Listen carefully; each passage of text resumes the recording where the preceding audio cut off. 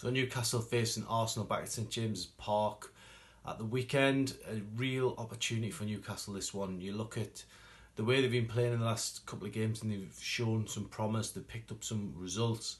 But the big factor in this one for me is the fact that you look at Arsenal, either side of this game, they've got a Europa League semi-final against Villarreal. It's their most important game of the season.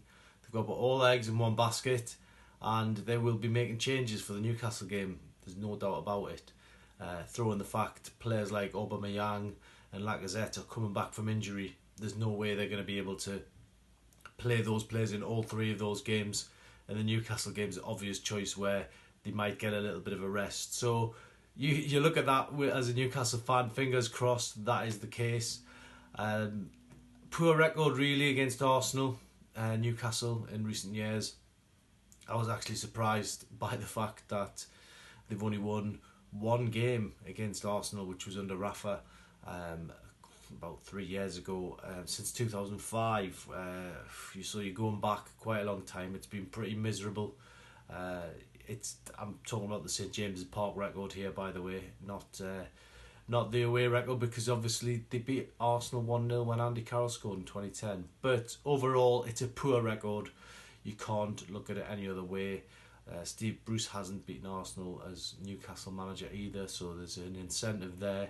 And once more, they've got the opportunity to, confirm safety in the Premier League almost. If they win against Arsenal and Chelsea, beat Fulham at the weekend, they'll only need one more point to be certain of their place in the Premier League next season. So really, it is all to play for Newcastle.